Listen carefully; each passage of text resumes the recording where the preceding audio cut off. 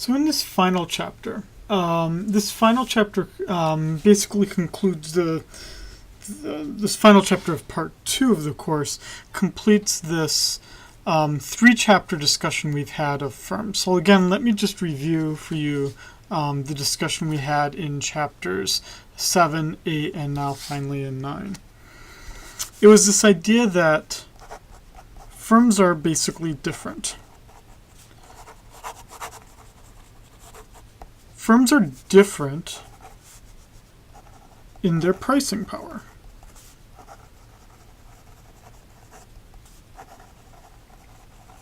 Some firms get to dictate what the price is going to be. Other firms can slightly influence, and some firms have no influence whatsoever. This is in turn, how is this determined? How do we know how much the pricing power is going to be? Well, it's things like how many competitors they have. How unique is the good that they're selling?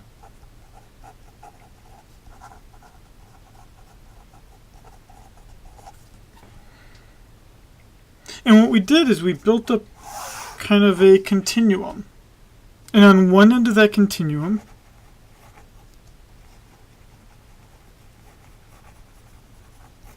we had perfect competition.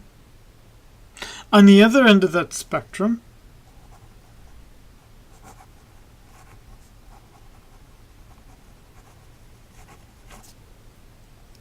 we had the perfect monopoly. And again, I know the book uses pure competition, pure monopoly. Again, it's just a stylistic difference of what I learned and how I've studied it versus how the book presents it. In this perfectly competitive structure, we essentially said that there was no pricing power, that the market price was taken as a given.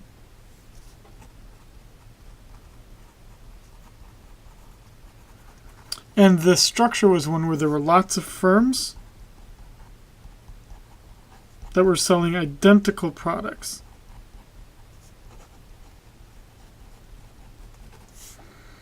So there's lots of firms selling identical products. These firms have no pricing power. On the other end of the spectrum, which we looked at in the last chapter, in the perfect or the pure monopoly, we had basically total pricing power. They make the market what it is. And they got this because they are the only firm, and they sell a unique product. And whereas this kind of structure was efficient,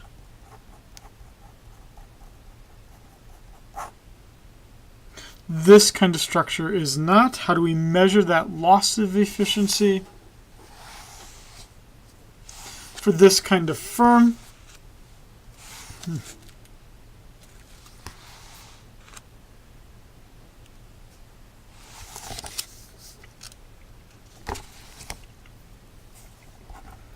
We measure that loss in efficiency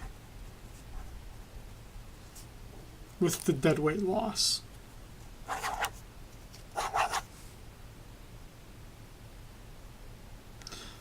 What does it mean to be inefficient? I mean, really, what it means to be inefficient is this idea that the firm, the perfectly monopolistic firm, faces an incentive to restrict their output, whereas perfectly competitive firms produce as much as they want as long as they're charging the market price.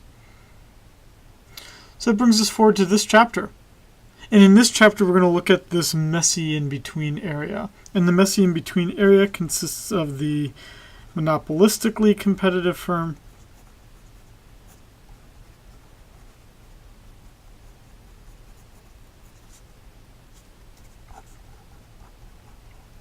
and the oligopoly. And it turns out that the reality of the world is that, yes, we have a few examples here, and we have a few more examples here, but that most of the competitive structure, at least here in the United States, exists in this area. And that's what we're going to be looking at. Okay, so this chapter then is going to talk about firms that have some pricing power, but not complete pricing power. So what does it mean to be monopolistically competitive? In this case, to be monopolistically competitive means that there's a large number of sellers. Now these sellers, so this kind of takes from the perfect competition framework, right? I mean, when we see a word like monopolistic competition, we kind of get this idea that it's taking from both, and it is. Both monopolies and perfectly competitive. This is what it's taking from perfect competition. But the products are slightly different from each other and then slightly unique. That kind of makes them monopolistic. There is easy entry and exit, so there's not necessarily patents or trademarks that are really stopping entry or exit into this market. Advertising becomes essential, because you have to sell and inform how your product is different from others. The number of examples of monopolistically competitive structures, firms, is astronomically large. Just think about any of the ads that you see on TV. I don't know. I mean, I just saw an ad on TV for a washer and dryer. You would think that a washer and dryer is I don't know, it's a pretty standard product, right? I mean, it washes clothes, it dries clothes. There's lots of firms out there, right? If you go to Home Depot, you go to Lowe's, and you see numbers of washer and dryer brands, I mean, right, it's an entire aisle of lots of different brand names. Now, each brand is going to say they do something different, right? Samsung is going to say, we've got like a clear door so you can see your clothes moving around, right? Maytag is going to say, we always keep running and we never break, right? Haier is going to say, we're really, really cheap, right? I mean, they're all going to have the thing that they do that makes them do what they do. Now, I mean, I don't think I could personally design a washer and dryer, but right, I could probably find an engineer who could figure out the way that washers and dryers work. So, meaning it's probably pretty darn easy to get into this market. What do I have to do then? I have to advertise why mine is better and get people then to choose mine. Right? And I just, right, toothpaste, cereal, computers, like just about so many of the things that we buy, phones, and so many of the things that we buy exist in this kind of structure. Now, oligopolies are going to have this kind of structure as well, at least for differentiated products and advertising. The difference for oligopolies is going to be that they face restrictions here. So now the question, when we've looked at how this structure exists, the question then becomes one of, okay, so how does this monopolistically competitive firm decide how much it's going to produce? As a review,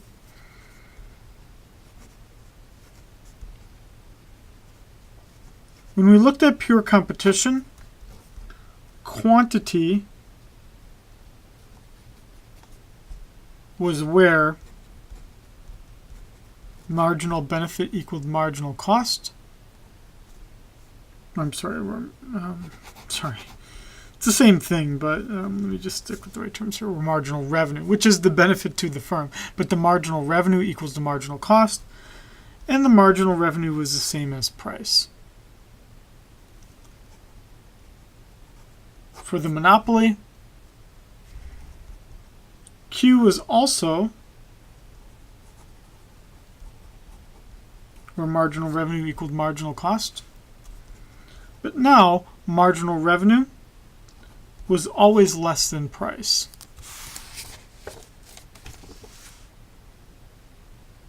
So, the question then becomes, how does the monopolistically competitive firm do it? It is also where marginal revenue equals marginal cost. Again, we didn't look at elasticity in this kind of shortened class, this kind of hits parade class of both micro and macro. So don't worry about this first. This is saying that they normally shaped demand curve. But the firm is going to produce where the marginal revenue is equal to the marginal cost. It's going to be possible, though, now, distinct from perfectly competitive firms.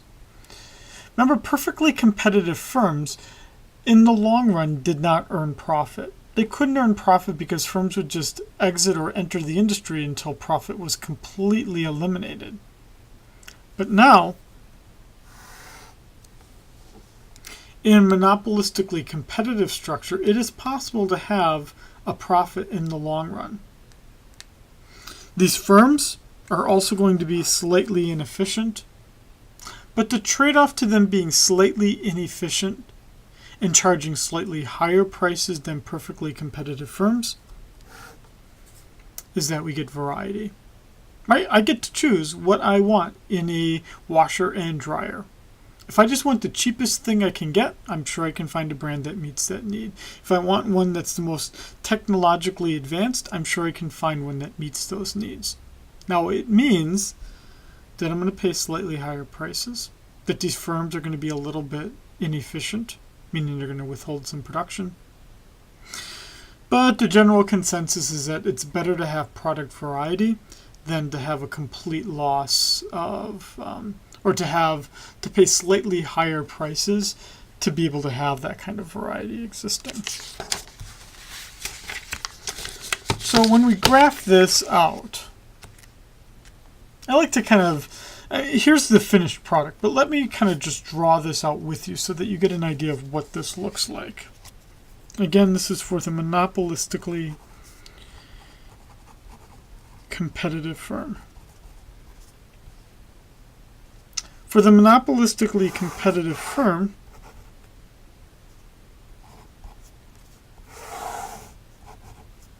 I have a normally shaped demand curve. Nothing is really different about that, and my demand is equal to the price just as it always is. Now, my marginal revenue curve is steeper, but it's not twice as steep, and you see that here. It's not necessarily twice as steep, it's just steeper. That's unlike the monopolistic firm. The monopolistic firm, the marginal revenue was twice as steep. Here we're just saying marginal revenue is steeper. And that's all that I've drawn here. I then have a pretty normal J-shaped marginal cost curve. And then you can draw out my average total cost curve. Step 1 would be find where marginal revenue is equal to marginal cost. Right there. I'm going to do that because that's going to help me find the quantity that I'm going to produce.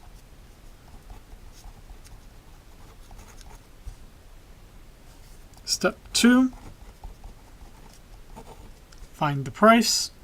I get the price by going now up to the demand curve.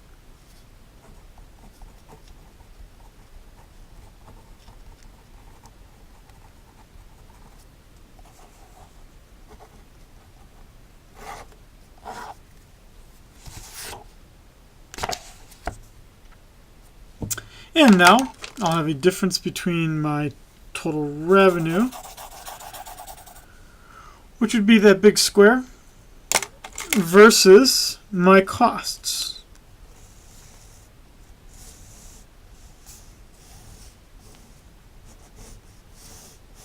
Which would be that slightly smaller square. That difference here will be my revenue.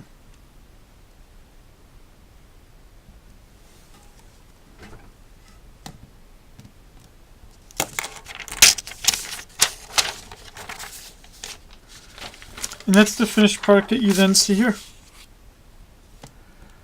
again, let me just kind of walk you through this here of the steps that were followed. That the marginal revenue was set equal to the marginal cost to find the quantity. Then I went up to the demand curve to find the price. And then I found the difference between it and the average total cost at that quantity. Right here. That difference being the profit. Now, it's possible to draw this same graph out and get a loss.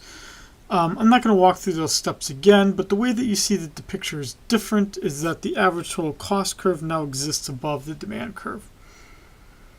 Which would mean that when I then say at that quantity, what are the costs? The cost now would be this much bigger square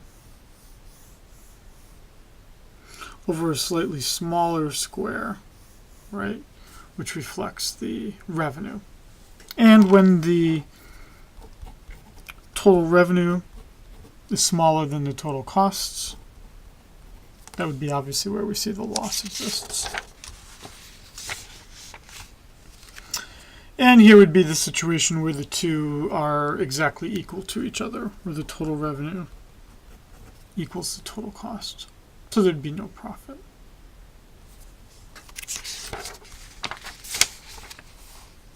Now, what you see here in monopolistically competitive firms again is some slight inefficiency. And you see that slight inefficiency both in productive terms and in allocative terms, because you see that difference where the price is greater than the cost, so you see some profit. You also see it as an allocative inefficiency,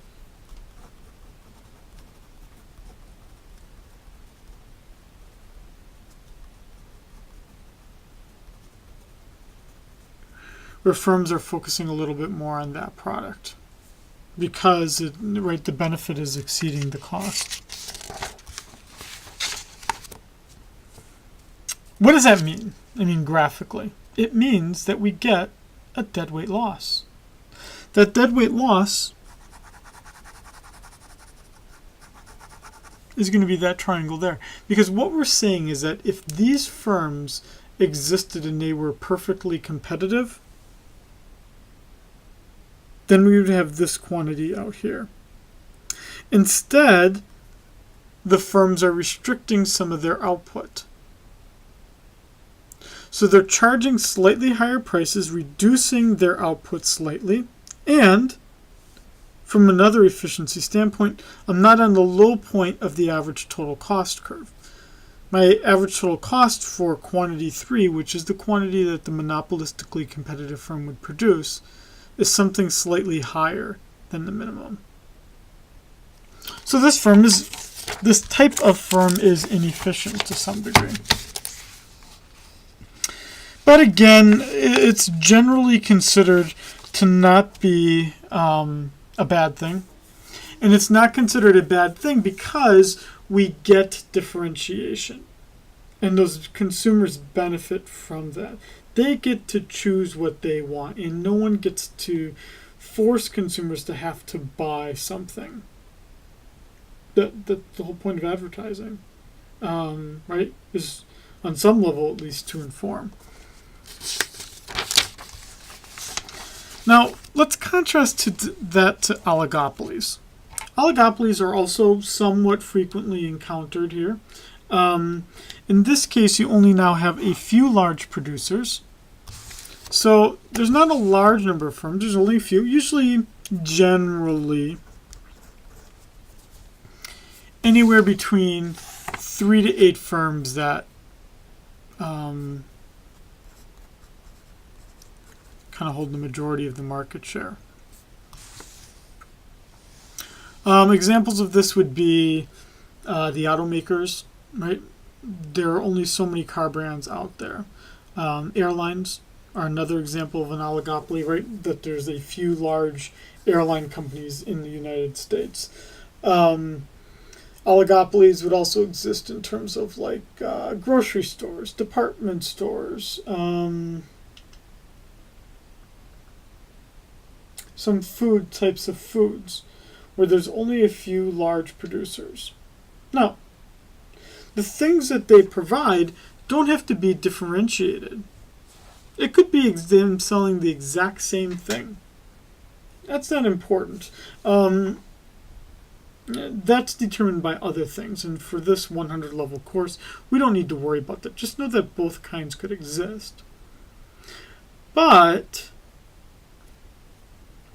these kind of firms, yeah, they can kind of do what they want, but there are some limits on their pricing power.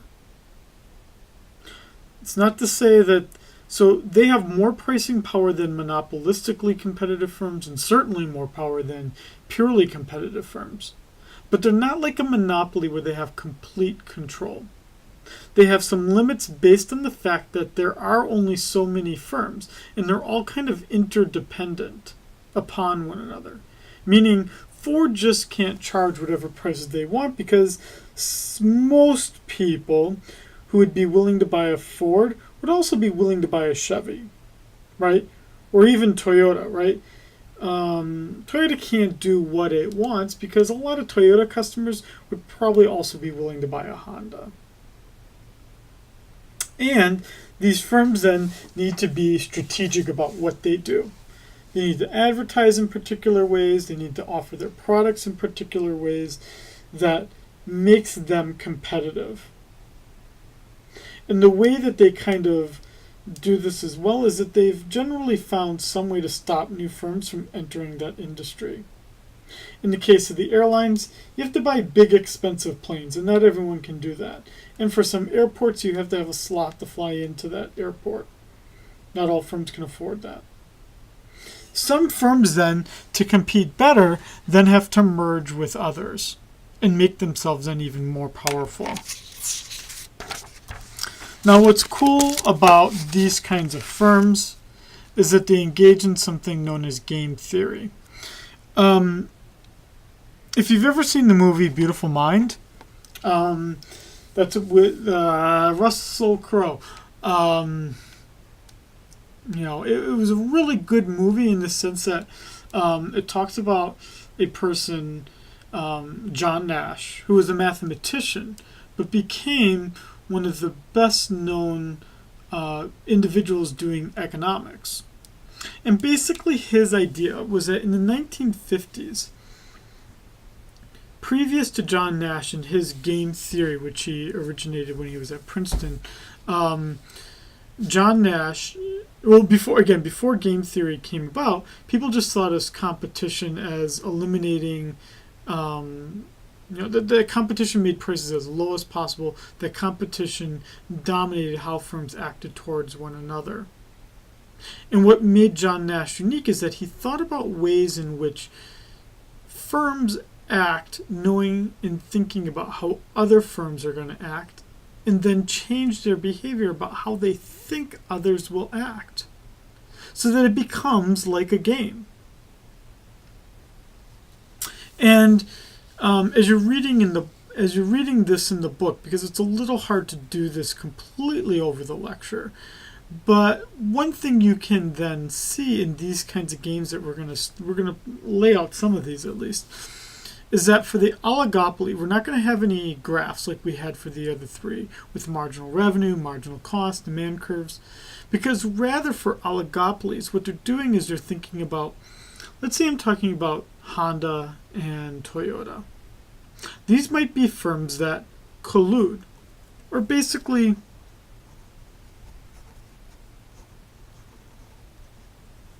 firms that agree to help each other.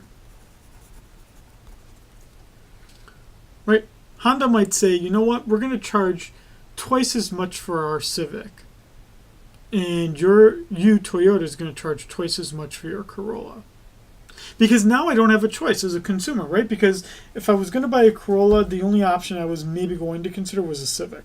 And if they both double their price, well, then I'm kind of in the same boat as I was in before. The problem with collusion is that each player then faces an incentive to cheat. Because what if Toyota breaks an agreement and they don't double the price of their Corolla? Then all those Civic customers that were going to be forced to pay twice as much all of a sudden go to Toyota. Now, it turns out that Toyota also knows that Honda has an incentive to cheat. So both players know that kind of collusion isn't going to be a long-term situation. They can't both agree to profit from consumers because each player is going to face an incentive to kind of go back on their agreement or backstab the competitor and do something other than what they promised. That's known as the prisoner's dilemma. Let me outline for you what a prisoner's dilemma looks like.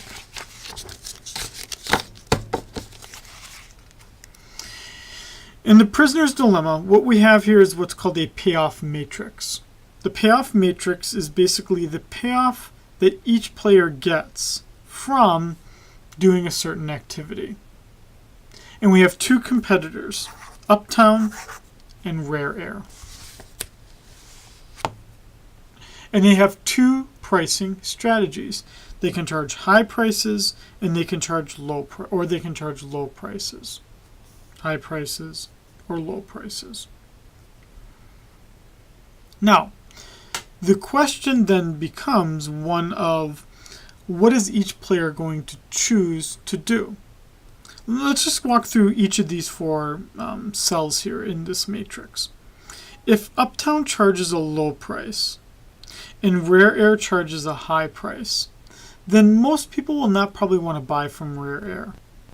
The result is that Uptown is going to get a lot of profit, and Rare Air, the ones that are charging the higher prices, is not going to get as much profit. And it's the reverse over here. If Uptown charges a high price, it's not going to get as much profit as Rare Air, which is charging the lower price. Now, they could collude, meaning they could both agree to charge a high price. Right? That would mean they both agree to do something to kind of hurt the consumer but to help themselves individually. If they both charge a high price, they will together earn $24 or each earn $12. That would be our collusionary result, where they would get the greatest possible profit.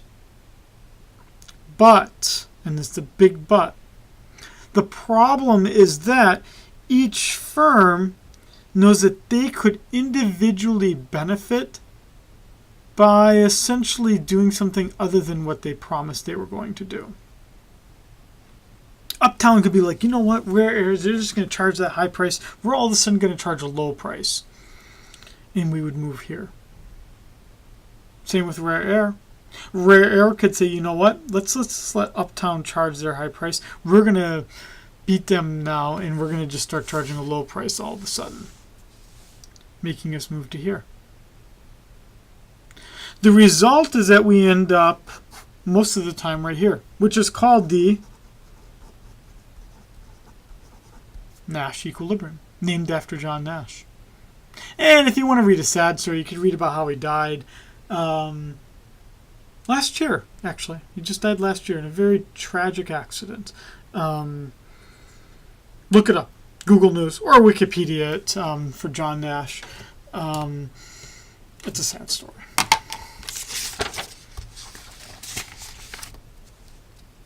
And that's exactly what we see here. Now, what we would hope is that in that Nash equilibrium, if it's played multiple times, right? If the future keeps proceeding and they both were charging a low price, eventually, this being the key word here, eventually they'll both come to some sort of informal agreement that they're going to both charge high prices. And because both firms know they're going to be there over the long run, they'll kind of agree to disagree and they'll both just charge high prices. And there'll be that kind of camaraderie that comes from competing for a long time.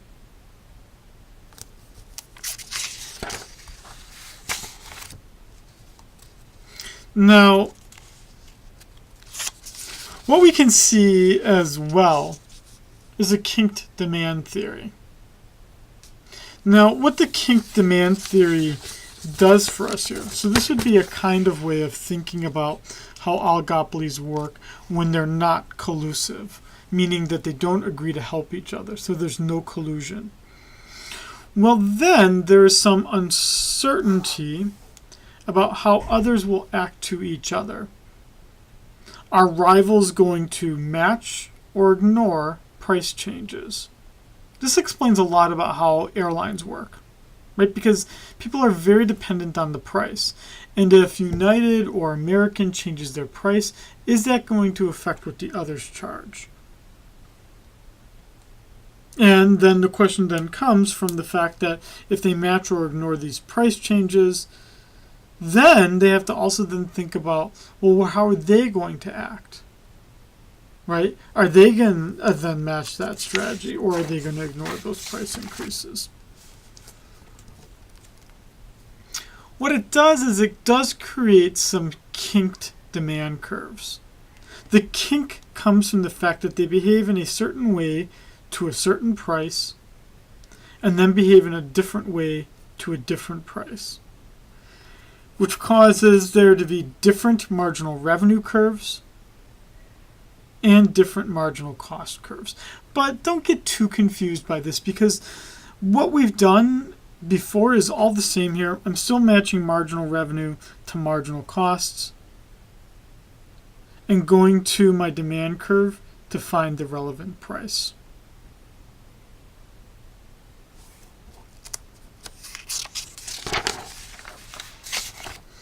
Now, there's some problems with this kinked demand curve. The problem with the kinked demand curve is that what it kind of shows is not that prices are very that they are flexible, but rather that they're actually quite rigid. When the reality is that we actually do see quite intense price wars, but the kinked demand curve would suggest that we don't see them at all, right? Because what we're seeing, if we go back to that previous slide, we're not seeing competition. We're seeing the price stuck at P0. I have two different marginal revenue curves, both reacting to two different demand curves, or two different sloped parts of the demand curve. But this would suggest, right, if I'm setting marginal revenue equal to marginal revenue equal to marginal cost, they have the same quantity, and then they go up to point E, and we have the same price. So that would suggest price stability, because regardless if we're on MR1 or MR2, we're at the same price, same quantity.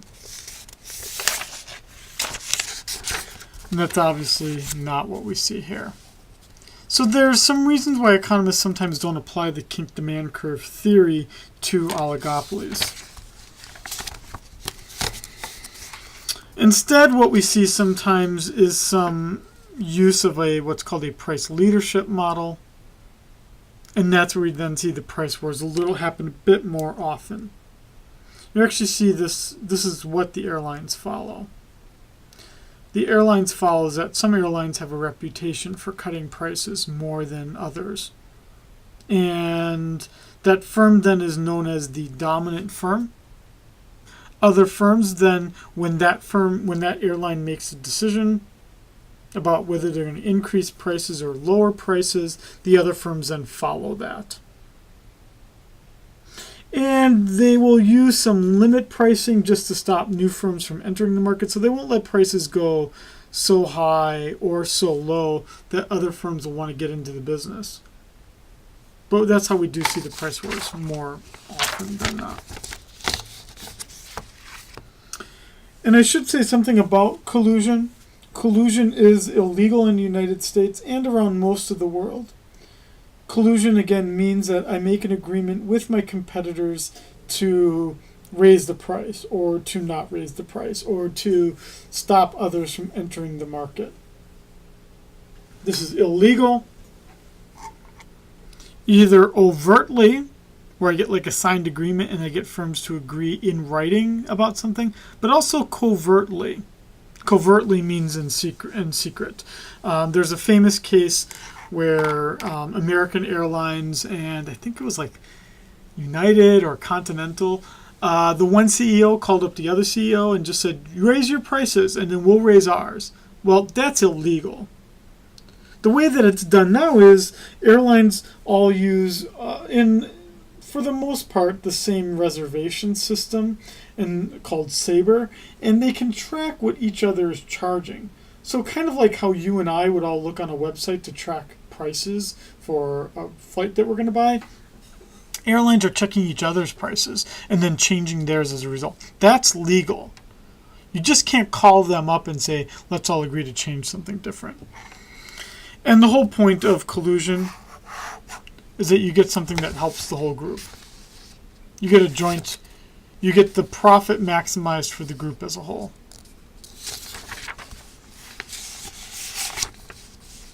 And that's what you see right here. But you should also see in this picture why it's illegal. Because you get a rather large deadweight loss. And that deadweight loss is that loss in efficiency. You also get pretty big profits that exist. Another social reason why you might not want those things to exist.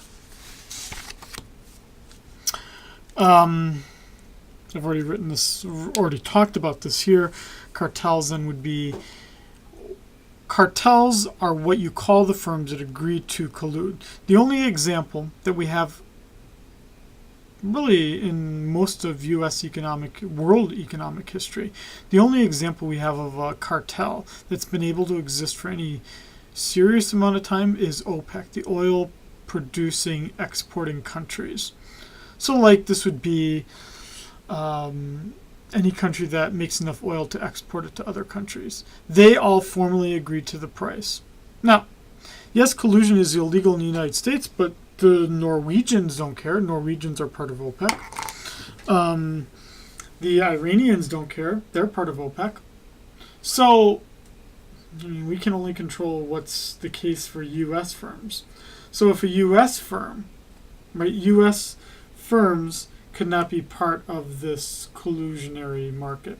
It'd be different if Aloha Gas was getting together with 76 and they were both trying to change the price and make it something different. That's not the case. That would be illegal. Why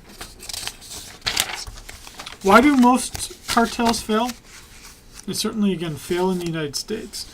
You can even look up a Wikipedia entry for failed cartels. Most of the time, they don't exist. The primary reason, humans are cheaters. Right? Most of the time, one firm will basically hurt the other firm and get out of this bad. Mutually beneficial usually doesn't end up helping an individual firm as much as it could. There are other reasons. Oftentimes the number of firms is very large, and so it's hard to kind of coordinate across all those different kinds of firms. There's always this concern about new entrants coming into these markets. There are legal problems. Not only is it illegal in the U.S., it's illegal in other countries in the world, so it's a little bit hard to. And then also, when you're trying to get agreement on prices, it can be sometimes difficult because different countries or firms have different costs. And so agreeing to a price might mean something very different for one firm versus another.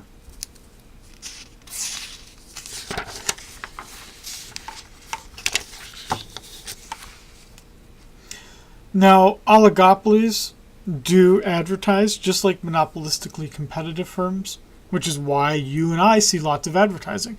These are the most popular kinds of firms that exist. So we shouldn't be surprised that we would see lots of advertising. The reason why advertising is a preferred way to compete is because it's, as consumers, yes, we care about price, but we don't only care about price. It's harder to duplicate advertising and an effective way in which you structure your product, right? That we know is Maytag as having dependable washers and dryers. Maybe because it really is, or maybe because of marketing. I don't really know. But it'd be more difficult for Scheiding's appliance company to be able to do that, right? I mean, I could try to say that I'm just as good, but I have to either advertise a lot or I have to offer really, really good warranty that would still convince people, which is what kind of like what Kia and Hyundai did when they entered the US market. That consumers weren't willing to buy South Korean made automobiles because automobiles are usually the second most expensive thing that we buy. But we might be more willing to take that risk if there's a 10-year warranty, right? Because 10 years would be about how long a person keeps their car. And so maybe I'd be willing to do that if there was a 10-year warranty. Also, to advertise, you have to be financially able to do it. And that's generally a pretty good sign that you're big enough to do this here. Now, these kinds of firms, when they are advertising, I mean, the socially beneficial thing that they're doing is they are informing consumers. But they're also stepping up the competition, right? And it is actually in some ways serving as a barrier to entry. I'm probably not going to start Tom's Appliance Company because I probably could not afford all the competition it takes to engage in that process. Also, advertising actually makes the company do more, because they have to speed up their progress so that they can always be advertising that they are better than their competitors. And the firms then have to get bigger, and as they get bigger, they achieve those economies of scale that come from advertising. There we go, right? I don't know, maybe this will make you watch the TV show Mad Men in a very different way. Right? All these companies, most of them you should be familiar with, if not all of them, and they all spend a lot of money on advertising. And they spend that money on advertising because they are typically only competing against 3 to 8 other firms. I mean, right? Let's add in Sprint and let's add in T-Mobile. I don't know about you, but what's the one thing I see lots of commercials about? Those 4 companies and how they compete for right, cell phones. Or General Motors, Ford. Right, General Motors is the home of Chevy, GMC, Ford, and then Chrysler. I guess Chrysler, Fiat is not on here, I guess, but they're probably pretty big as well. Now, what's the problem with advertising? Well, there's lots of problems as well. You and I are all paying for it. Let's not forget that advertising is part of the costs of a product. You and I pay for that. It's also the case that firms can lie and they can say that their thing is better than others. Now, it is illegal, but that doesn't mean firms might try to get away with it, right, for some period of time. Just look at any of those commercials about like weight loss or hair growth or weight loss, hair growth. Those are probably the big things right there, right? But you see a lot in pharmaceutical drugs. That's why those pharmaceutical drug companies often have to say some of the dangers, right? They could say, we cure, right, in this case, we can cure male baldness, but it might not do it, and if it does, it's kind of like coincidental, right? Or something like that, right? They have to make sure that they're not trying to manipulate or mislead consumers into thinking something is other than the way it is. And so if we look at the top brands, these firms all listed here, they all advertise quite a bit as well.